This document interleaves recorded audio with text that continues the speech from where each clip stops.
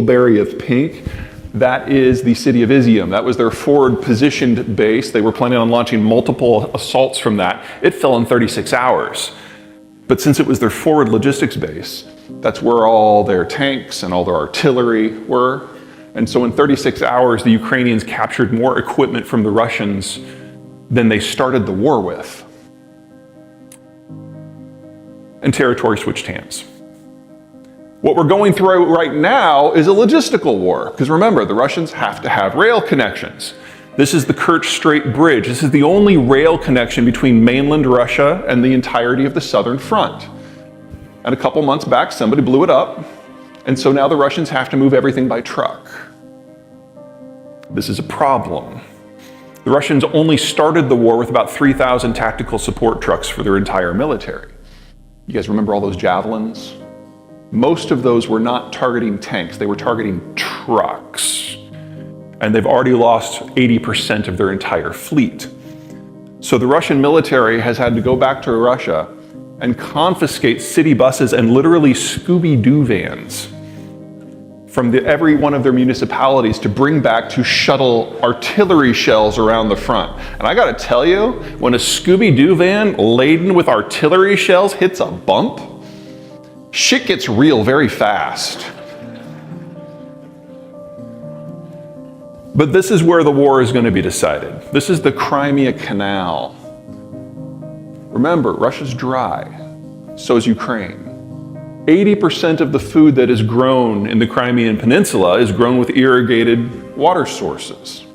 That water source is in Kherson, and the Ukrainians now control the sluice gates, and they're not going to open it this year. So without Kerch to bring in food in bulk by rail, and without the canal that would allow Crimea to grow their own, we are going to have a 1980s style famine in Crimea later this year. Russia fights until it can't. It has never backed down from any war without losing at least 500,000 men in combat first. Right now they're about 100,000. This is how you trigger a mass casualty event. We will see that later this year. Now, does that mean that the Ukrainians or the Russians are destined to win? No. This is still totally up in the air. Because the Ukrainians are in the process now of doing a lot of deferred maintenance on equipment. They've captured from the Russians 3 times as much tanks and artillery as they started the war with, in addition to everything that NATO has given them. But the Russians are in the process of doing a second mobilization. And by the time we get to May, there's going to be at least 500,000 more Russians in the field. This is going to be a very different conflict very soon. The stakes are high. Now, the question, of course, is why does the United States care? You know, freedom, blah, blah, blah, democracy, blah, blah, blah. They're coming for Poland and Romania. That's the issue.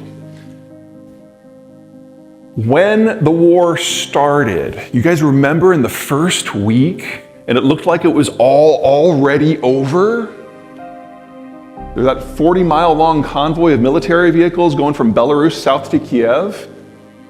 And then on the 4th day of the war, the convoy stopped unexpectedly. And we found out a couple days later that's because the Russians forgot to bring fuel. And then 3 days later, all the soldiers in those vehicles got out of their vehicles and walked back to Belarus because they also forgot to bring food. And in the NATO defense ministries, we came to the conclusion very quickly that the Russians don't know how to fight a modern war.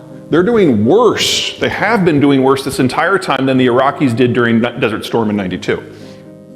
And we now know that if NATO and Russia meet on the field of battle, we will obliterate them. There will be 1,000 to 1 casualty ratios. It will be a complete conventional wipeout. And that made no one in NATO happy. Because for the Russians, they see this as a fight for their existential survival, and they are correct. If they lose this war, this is the end of the Russian Federation. Which means if they can succeed in Ukraine, when they come for Poland and Romania and the rest, they will absolutely use nukes because they know a conventional fight cannot be won. We know we will have a general nuclear exchange if the Russians win this first phase. So the decision was made early to give the Ukrainians anything that they can use that isn't a security risk for us in order to make sure that the Russian military dies here and now and forever. That was our lesson. The Russians took a different lesson.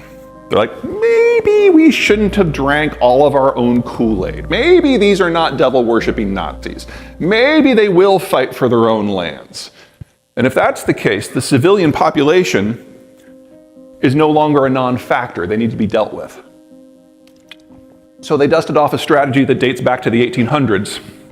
And when they advance very slowly, no more than a mile a day, behind a hail of artillery, targeting not anything that moves, but anything that stands.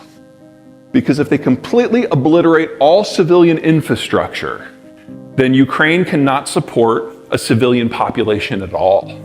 And the population will self-segregate into refugees, which will run, which you never have to deal with it again. And anyone who stays who's under age 55 clearly stayed to fight, and you can shoot them on sight. The agricultural infrastructure is their primary target. Because if you can't feed the locals go, or they die. And it's that simple. It's hard to get numbers in a war zone, especially behind occupied territory. But the best guess is we're dealing with over 250,000 civilian deaths and at least 12 million refugees. That's similar to the pace of the Holocaust in World War II. It's all about scale. Now, we're going to throw a bunch of these up as we go. This is an import-export graphic for corn specifically. It comes from the green countries, it goes to the red countries. Corn is a squiggly little product because it can only be grown in a few places that have the right humidity profile. Now here in the Midwest, we're like, woo, not everyone can grow corn. Mid-continent humid summers, that's what you need. You don't have that in most of the world. In fact, in the Eastern Hemisphere, the only place you have it at all is Ukraine. Now, the Ukrainians have been shifting their export portfolio because there's a war on. They're focusing on the things they can get the most bang for the buck for. So there's a UN program to help ships get in and out of Ukrainian ports that at the moment the Russians have signed off for. But it's very limited. And so they've stopped exporting wheat for the most part. They've shifted everything to corn. Corn exports are actually up a little bit. But it's not a stable system. Right now, the Russians are targeting civilian infrastructure, specifically electricity infrastructure, in the interest of causing as much terror, disruption, and civilian deaths as possible. But it's winter. That's why that strategy has been chosen. Fast forward a few months to summer. You take out the power in Kiev, doesn't matter so much. That's when they'll go after the ports to try to hit the economic lifeline. So we should expect this year agricultural exports from the Ukrainian space to largely stop. There'll still be some stuff by rail, that's less than 10% of the total. There's a different rail gauge between Ukraine and the rest of Europe. So for those of you who care about corn, you're about to lose the number 4 producer in the world. Now, before you get too excited about that, keep in mind, I'm going to be talking here about a lot of other agricultural products. We're going to be seeing disruptions all over the place. To think that in this country, if we're